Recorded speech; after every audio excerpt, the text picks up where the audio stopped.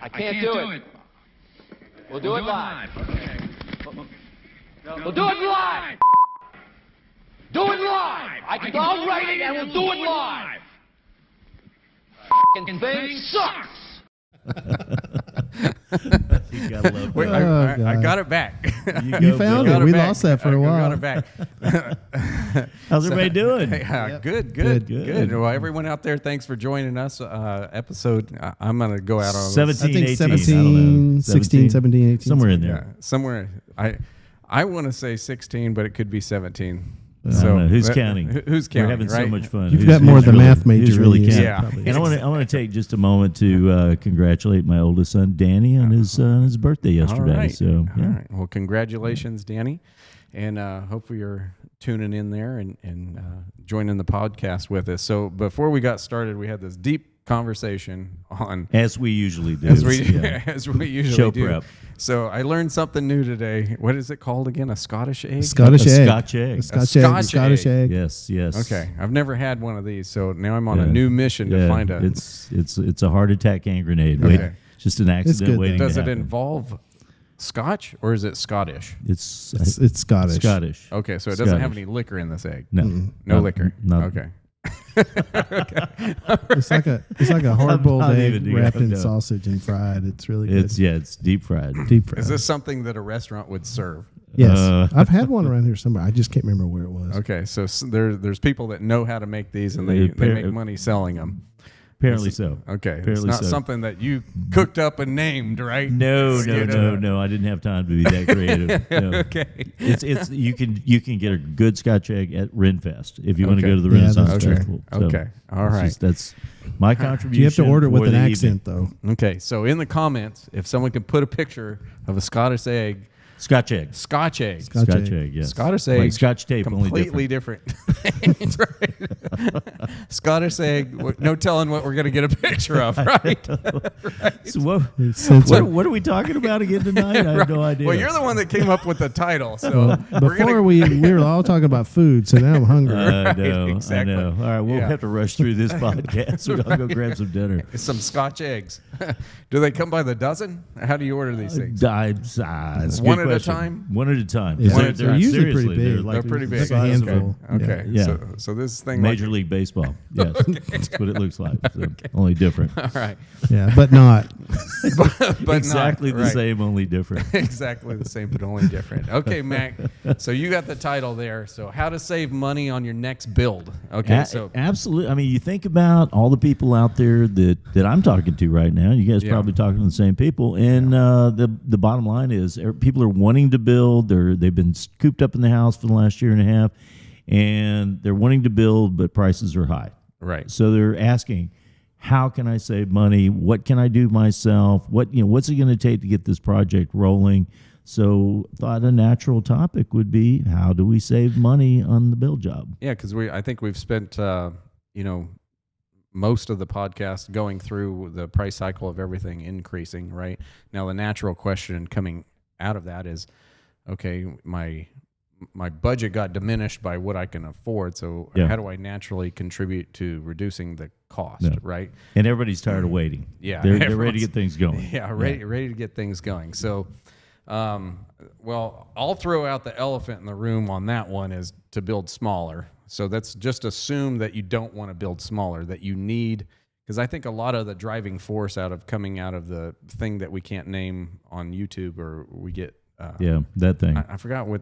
Everybody knows what it is. Yeah, everyone knows the name of the thing that happened last year that we can't mention that you need a vaccine for. Right? Yeah.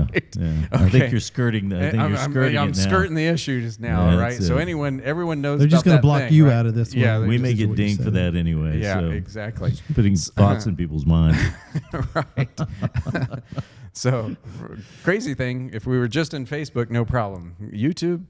There's a problem. I don't know. I don't understand the rules. I just know when we got dinged by it that I had to make How come everyone our aware screen of it. just went dark? Yeah, right, exactly. Where'd we go?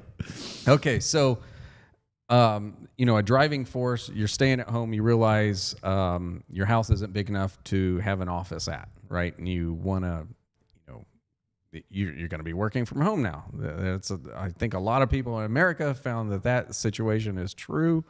I would be also a driving factor why commercial property hasn't, come springing back like residential property. Residential Imagine property, that. super big shortage. Commercial property, kind of go get whatever you want. Pretty much right Pretty now. much, Yeah. right? So it's like the tale of two cities, right? They don't necessarily follow each other at this point in time. Although in the past, you look at one to judge the other, not right now. So of the things that are out there, so let's go with that example that someone needs new space and they're looking for a new thing. Hey, I'm going to build something. And, because really, I think we're at this point in time. So if you look back, every 10 years, we can identify the house, the floor plan, the thing, the trend, 10 years at a time, right? We can go back to 2010 and I could show you the trends in 2010, right? So like dining rooms, right? When dining rooms have been dying for years and years and years, some people still want them. Custom homes, you see it, but Right. when you get into production homes, that's less and less favorable, right? So you just go back in styles and all that stuff, right? I think what's happening right now is we're creating a need, and the market hasn't had time to adjust to filling the need, right? So if you're working from home, the home office, I think, is going to evolve and change. What does that mean? Is it more square footage? Is it more things? Is it, we're going to talk about a little bit later, like smart technology and stuff in there. What is that in the house? I know. In our personal speaking, we're getting prepared to build a new house for ourselves, and I had forgot about the home office. I had to go back in and design it back in. Yeah. So we designed it in, but we actually size wise, it's coming out a lot smaller because it's not so much. How, like in your old house, the front office was the grandiose thing. Yeah. You walk in and there's Right. a nice study and all that stuff. Block paneled and Yeah. all that good stuff. I know in my personal household, what we learned going through last year was with my wife working from home is that space, you didn't need space. Right. You just needed enough to get it done. Right. So when I went back and designed the office it's rather small. I mean, it'll do the job, but it's not this grandiose bookcase kind of thing or whatever. I have this smile on my face because I'm keeping this comment to myself, but I'm waiting for him to finish. But I know where he's I'm going. done because I want to hear the comment. Because you mentioned my old house. My old place was kind of like a model, you would say, right? It's like the Literally pinnacle. was a model. Yeah, it was like You know, the pinnacle of building. Like your right? old It was house with the like- gold-plated toilet seats. and yeah, stuff. exactly. And then when we outgrew, a 16 by what I thought was big at the time, actually it was like 18 by 15. It was a large study because it was a home office, right? It was literally, Right. we knew two people were working there all the time, yada, yada. I think you had a Starbucks in there in We the had a corner. there. Starbucks in the corner, right? Hey, I will say Hey, there was a coffee bar. I'm just saying it wasn't a that's what branded. it was. wasn't that table branded, in right? there was large enough for four of us Was- to work. there was so four people working It did at- need that. I agree with that. Yeah. So then we moved to, what I was laughing is because we went from that, which we thought was big, to 4,000 square feet now of dedicated Just here studio in this room. and It's, stuff. we're So- still expanding. So don't tip out there. Don't let your husbands design the the workspace. You keep a tight rein on that budget. Just a whole nother building. Is what Yeah, it was a whole nother building, right? Because that's what happened when the guy gets involved, right? So when we talk about normal workspace, not 400 square feet, that grows to So- 4,000 You just square add a feet. zero Keeping to up it. with today's topic, what you're saying is design smart, like Design design smart, to what yeah. you need instead of what you think Yeah, you I might think want. that. So I think that's changing, right? When we're talking about saving money, so saving money doesn't always. So need doesn't line up with saving money, right? Right, So right. when the costs are rising and you're fighting like what you're gonna want to move out and do, I think the design style, what we're seeing right now, is a line in the sand that there's going to be a design style trend after 2021, Right. right? And you're going to see a lot of people trying to find the thing that sinks in and is that thing, right? Because you can go through history and see, oh, that house is from the 50s or the 60s, the 70s, the 80s. We're right now, just coincidentally, in 2020, right? Is that right? 2020. We always say 2020. It sounds weird when I say 2020. I don't know why. Sounds very formal. Very formal, right? 2020. Maybe that's it. That it just so happens that little happened, didn't happen in 18, didn't happen in 19, but I think we're going to see this 2020 to 2030 thing that because of the thing that we can't name, that happened, there's going to be a design style trend, and you're going to be able to look in 2040 and profound, look back. profound changes. Right, Yeah. profound change, right? Yeah. And we're just struggling with what that is. I thought, you and I do design, so what we end up with that thing and what the market wants out of that is going to be different than it was just a year ago, right? That's true. And let me ask you guys this question, because we've all heard the term value engineering. Can you tell us, when you're talking about dimensional lumber and things like that and saving costs, what's the difference between, say, a full-blown custom home and a home that's value engineered? I'll give you so that's been in our industry for a long time, right? And here's the real story of trying to do this. So that comes along with people going, hey, I'm going to try to save some money. So lumber right now is outrageous. And what that means is that you're trying to efficiently use the lumber as best you can to without line having up, to cut a bunch. Right. You're trying to line studs and ceiling joists and rafters up on top of each other to transfer the load like all the way down, right? The problem with that is you can engineer all day long, like come up with the perfect thing, but to actually execute and build, right? That's the lost in translation art, because once you hand that perfectly designed, perfectly done thing that you budgeted cost off of, because engineers aren't framers, right? And framers aren't engineers. But you've engineered the style out of the home, too. Right. You've engineered, because a box is always cheaper to build. The engineer comes to you and listen, I designed this perfect box, right?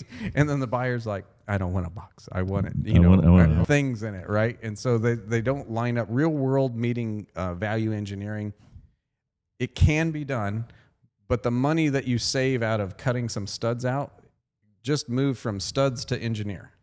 Right. So now, okay, you're gonna try to save some money, but you're gonna pay this guy to save you some money. Now he has to save you money because you're paying him more to save you money. Now you have to execute still. You've left out the stage of executing this, right? So now you got to take this perfectly engineered square box that, let's say you got talked into because it's saving money, and now you have to execute, right? And now you need the builder and the trade to line up with this game plan here. Okay, well, what about the blocking? What about, all the wires that run through this and all the other stuff that comes in there? So you have to execute.